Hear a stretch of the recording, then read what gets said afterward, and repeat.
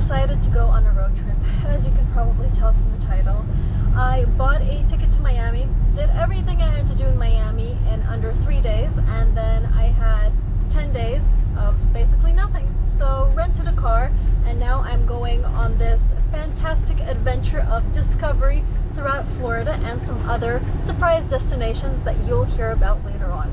My first stop that I'm going to share with you, because I find it absolutely fascinating, is USA's oldest city. It's called St Augustine, and it was originally founded in the 16th century by Don Pedro Menendez de Aviles of Spain. It is the longest continually inhabited European founded city in the United States, which sounds like a mouthful, but actually it is really impressive if you think about it, because the US is quite young in their history in comparison to Europe, so something like this is very significant indeed. The first activity isn't something I have ever done before in vlogs, but that is precisely why I want to start with it. We'll start with the fun stuff, we'll move to the history side later on, switch things up a bit, and I'm sure you guys are going to love this vlog. I know that it's going to have a ton of variety, a ton of surprises, and just things that I myself am really looking forward to discovering.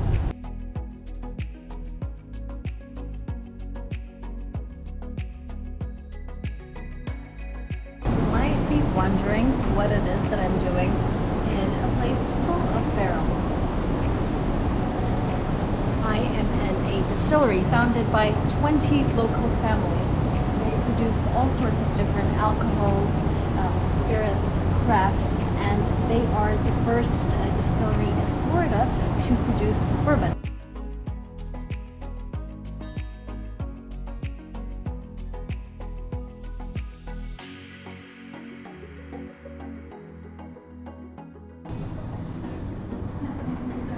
This is amazing for someone who's actually not an alcohol drinker. Is this normal? Do you often get non-alcohol drinkers coming in here? Yeah, a lot of people don't even taste the vodka in it. Yeah, I don't taste it. A lot of people are like, does this actually have alcohol in it? I can smell alcohol from a mile away normally. Yeah. And normally I can't even like drink a quarter of this. Yeah. But this is, wow, it's really good. It's lemony. Yeah, well, it has lime juice. But it kind of tastes like a lemon. Wow, this is a record for me, by the way.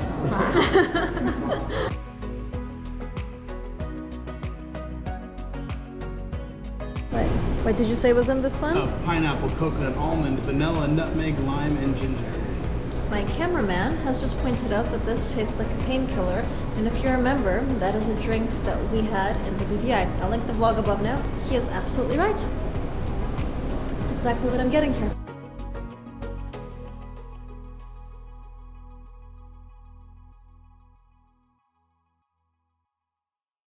Our flagship 88 proof bourbon, paired with the old-fashioned mix, which is all natural and has all the ingredients, the bitters, sweeteners, the spices, the orange peels, all in that bottle, no muddy. A little bit stronger than your other cocktails. 1 part mix, 4 parts bourbon. I was just told there was a reason they don't give this one to the tourists that are still on the first floor. You have to come up the stairs. Yeah.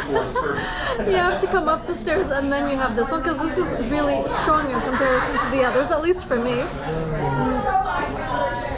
Oh, there's definitely a kick in that one. I think I'm not quite ready for this one yet, but the first two, definitely my thing.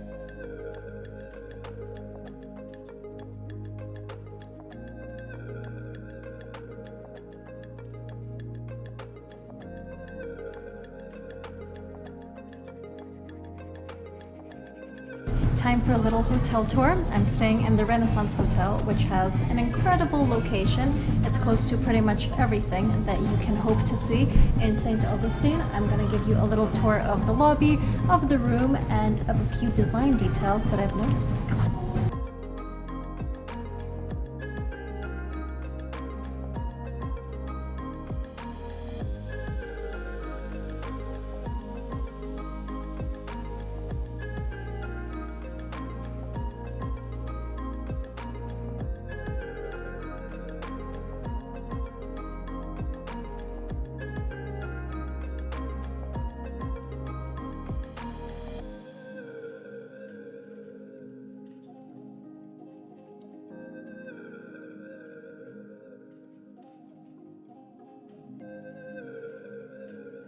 I am now visiting Castillo de San Marco, which is St. Augustine's main attraction.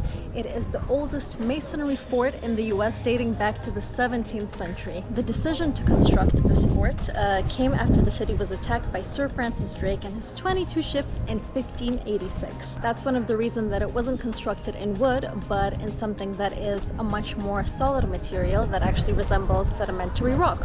It was mostly built by the slaves, so the minorities that were here during the time, and ironically enough, it then served as an entry port for British North America when the slaves were freed, hence creating one of the first free minority settlements of what is now US back in the day.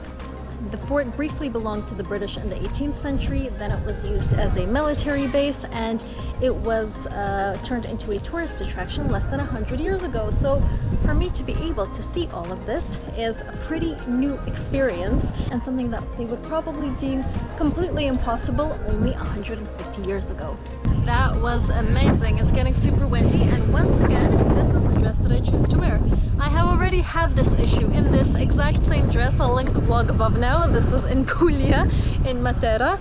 Anyway, all of that aside, I'm really happy that I got to see this beautiful, unique fort. And now I think it's time for me to go explore some of the more traditional streets of St. Augustine, most notably St. George's Street, which is the main historical street that they have managed to commercialize a little bit over the last few years. There are shops, restaurants, colorful houses. In general, it's just a really nice street to walk along. So I'm going to take you with me. We're going to see what's on, and then you and I are going for lunch. And I have a feeling that I will be having a big fat burger.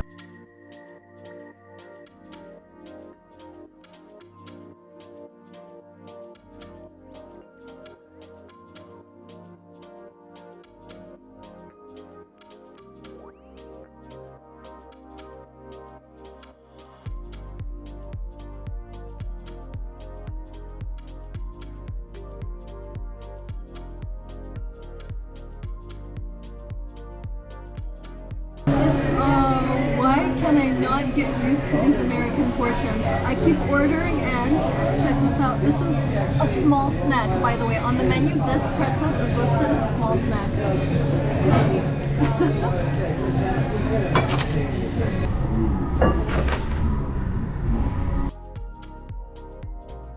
Who would have thought that this tiny little house behind me is a restaurant? That's one of the things I've noticed about this place, is that everything is a house. Every shop is a house, every restaurant is a house, every cafe is a little house, and all together it's just so damn cute. They're all really colorful too, especially the residential roads here. I'll show you one right now. They've got the cutest little houses, almost like the ones that you'd read about in books. They're all like pink and yellow and green and light blue. It's really sweet. It just makes you happy to walk around here. It puts you in a really good mood, and you almost don't feel like you're in the United States at all.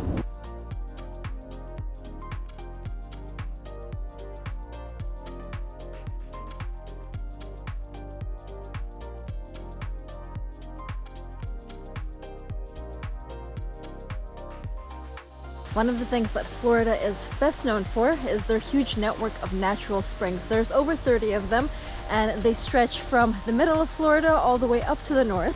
So I've taken this opportunity to see one of them, just to get an idea of what a natural spring actually looks like, why everyone is so crazy about them, why it attracts so many tourists. And the one I've picked is called Itchetucknee Springs.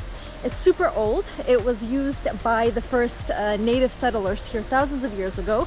Then it was used as a part of the development of St. Augustine, which is the city that I've just visited. As I'm walking through the forest that surrounds these springs, I am realizing that it's starting to rain. But that's okay, because I have a feeling that as soon as I'll get there, it'll brighten up. That's just the optimism that I'm hoping for. Itchetucknee State Park was only purchased by Florida in 1970, and in 1972 it was named as a national landmark. And just in the state park, there's already many different natural springs. There are blue holes, a lot of places that attract both locals and tourists. The reason that these springs tend to be so blue, which is what they're famous for, and look, I've got rain all over my face, it definitely is pouring, is because their intense blue color is the result of water coming upwards from the soil when it can't be contained underground anymore, and then eroding minerals around it, so dissolving minerals around. And that, plus the reflection of the sky, makes for an incredible shade of blue. That was incredibly beautiful, and it's actually inspired me to do a whole journey next time I'm in Florida to see more of those springs. Apparently there's a lot of manatees underwater in some of them, and you can swim with them, you can paddleboard or kayak with them. So next time I'm in Florida and it's manatee season, I promise that I will go and see them for myself in these springs. My next stop is in Tallahassee, so we've driven for about an hour and a half just now, and in Tallahassee there's a really famous automobile museum. It's one of the largest private car collections in the US and the largest collection of Batmobiles. I don't know what it is that people have about Batmobiles, but then again, I'm not a car expert, so I wouldn't know. I'm going to film some of my favorite vehicles inside for you guys, and I want you to leave comments below and tell me which ones are your favorites.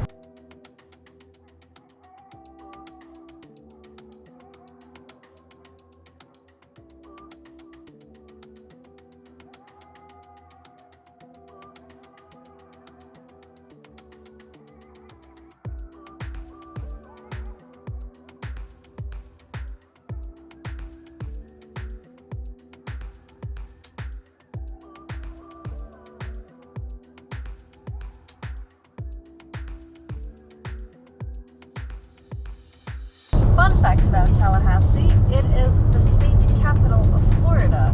Didn't look very grand and capital-y to me, but that's probably because I didn't actually go into the city center.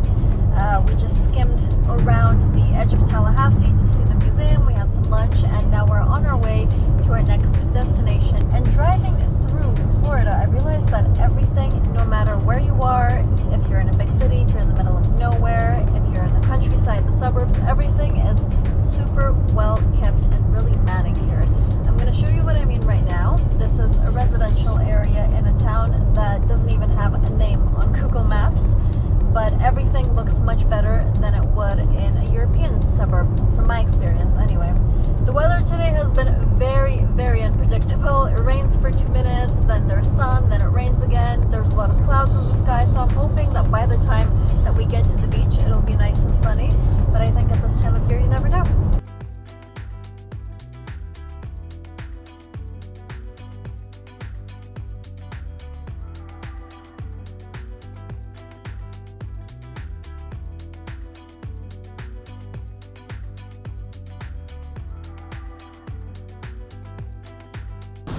It is such a shame that it is a cloudy day today, because I would have loved to get a look at the beautiful colors that make Pensacola Beach here in Florida so famous both with tourists and with locals.